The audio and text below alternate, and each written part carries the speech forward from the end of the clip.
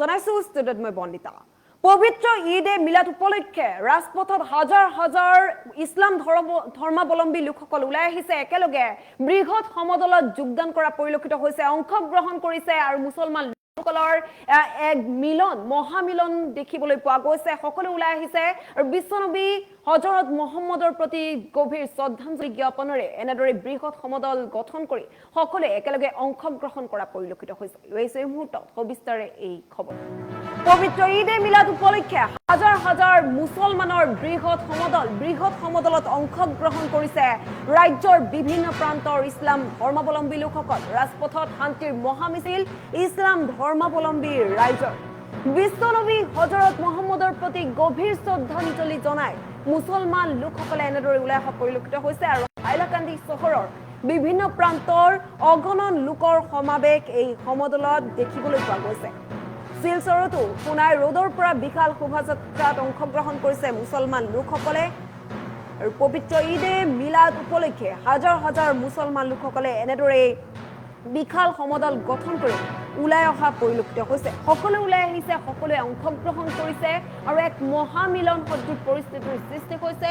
যিহেতু পবিত্ৰ ঈদ এ মিলাদ আৰু এই পবিত্ৰ ঈদ এ মিলাদতে সকলো মুছলমান লোক একত্ৰিত হৈ ওলাই অহা পৰিলক্ষিত হৈছে আৰু বিভিন্ন দৃশ্যাংশ আছে, দৃশ্যাংশসমূহ দেখুৱাবলৈ চেষ্টা কৰিম। বিভিন্ন শিলচৰৰ পৰা দৃশ্যাংশ আছে, হাইলাকান্দিৰ পৰা বিভিন্ন দৃশ্যাংশ আছে আৰু যিহেতু এনেদৰে সমদল গঠন কৰি সকলো ওলাই আহিছে, অংশগ্ৰহণ কৰা পৰিলক্ষিত হৈছে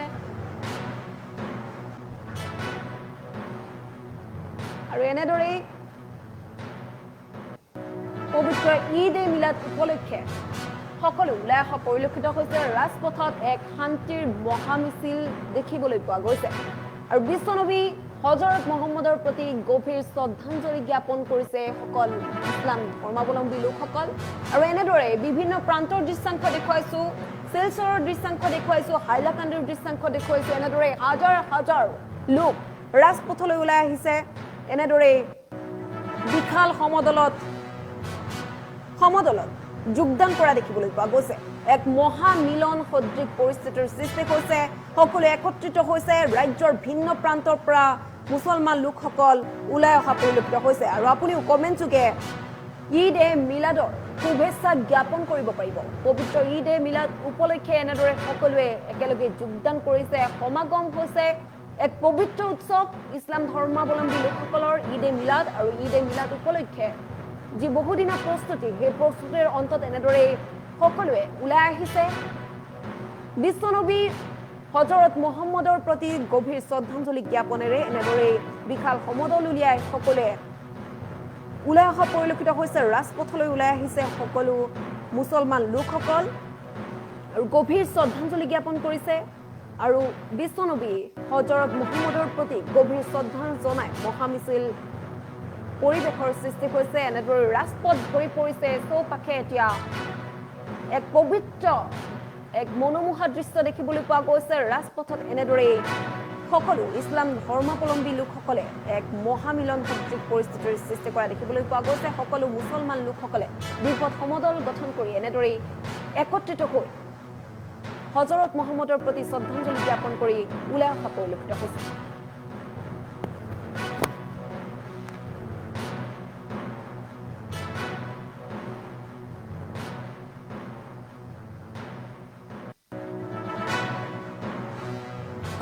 আমাদের বিশ্বনবী হজরত মোহাম্মদ মোস্তফা সাল্লাল্লাহু আলাইহি সাল্লামের জন্মদিন উপলক্ষে প্রতি বছরের ন্যায় কাছাড় জেলা কেন্দ্রীয় জুলুসে মোহাম্মদী কমিটির পক্ষ থেকে আমরা শান্তির মিছিল বের করেছি। সেই শান্তির মিছিলে আপনারা দেখতে পাচ্ছেন ইতিমধ্যে প্রায় 10,000-এর অধিক লোক জমায়েত হয়েছেন, আরও লোক হবেন।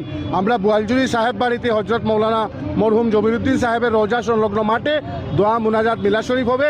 সবাইকে শান্তি সম্প্রীতি বজায় রেখে আজকের এই শান্তির মিছিল করার জন্য এবং আজকের দিনে আমরা একটা বার্তা দিতে চাই যে বরাক এবং তথা কাছাড় তথা আসামে আমরা যাতে শান্তি সম্প্রীতি বজায় রেখে আমরা সবাই ঐক্যবদ্ধভাবে চলতে পারি, সেই বার্তা আজকে আমি গোটা আসাম, গোটা বরাক উপত্যকার কাছে দিতে ধন্যবাদ জানাই।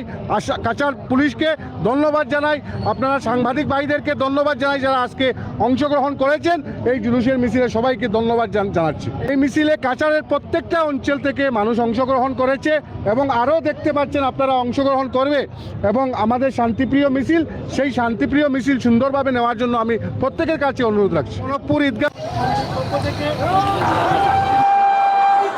আজ বিশ্বনবী হযরত মুহাম্মদ সাল্লাল্লাহু আলাইহি ওয়াসাল্লামের জন্মদিবস। এই দিবসকে ঈদে মিলাদুন নবী হিসাবে সমস্ত পৃথিবীতে পালন করা হয়ে থাকে। হাইলাকান্দিও তার ব্যতিক্রম নয়। হাইলাকান্দিতে যে শান্তি মিছিল হয়েছে, এই শান্তি মিছিল অভূতপূর্ব এবং সবার আবাল বৃত্ত সবার তার প্রতি একটা সমর্থন আছে এবং তারা তাতে যোগদান করেছেন। ইয়া অত্যন্ত সুখের বিষয়। মানুষ বুঝেছে যে বিশ্বনবী হযরত মুহাম্মদ সাল্লাল্লাহু আলাইহি ওয়াসাল্লাম দ্বারা শান্তি পৃথিবীতে হবে। এটুকু শুধু আমি বলছি না, অন্যান্য যারা আছে, যেমন আমাদের ভারতবর্ষের এম.কে. গান্ধী, মোহনদাস করমচাঁদ গান্ধী, তিনিও বলেছেন যে বিশ্বনবী হযরত মুহাম্মদ সাল্লাল্লাহু আলাইহি ওয়াসাল্লামের দ্বারা যে শান্তি পৃথিবীতে প্রতিষ্ঠিত হয়েছে তা অভূতপূর্ব। নেপোলিয়ন বোনাপার্টি তিনিও বলেছেন যে বিশ্বনবী হযরত মুহাম্মদ সাল্লাল্লাহু আলাইহি ওয়াসাল্লাম বিশ্বের শান্তির জন্য সর্বদা চেষ্টা করে গিয়েছেন এবং বিশ্ব শান্তি তিনি স্থাপিত করে গিয়েছেন। বিশ্ব শান্তিকে তিনি পৃথিবীর মধ্যে উপস্থাপিত করেছেন এবং আমাদিগকে বলেছেন শান্তি সম্প্রীতিতে সবাই থাকার জন্য। আমিও সবাইকে এই মহান দিনে সবাইকে বলছি, আমাদের মধ্যে কোনো তারতম্য না করে, হিন্দু মুসলিম না করে, বৌদ্ধ জন্য না করে, সবাই মানুষ হিসাবে, ভারতবাসী হিসাবে একে অপরের প্রতি যে দায়িত্ব আছে সে দায়িত্ব পালন করবেন এবং একে অপরের প্রতি যে সহমর্মিতা দেখানো উচিত সেই সহমর্মিতা দেখাবেন। আমি আশা রাখি তাতে করে আমাদের দেশের শান্তি সম্প্রীতি আরো মজবুত হবে।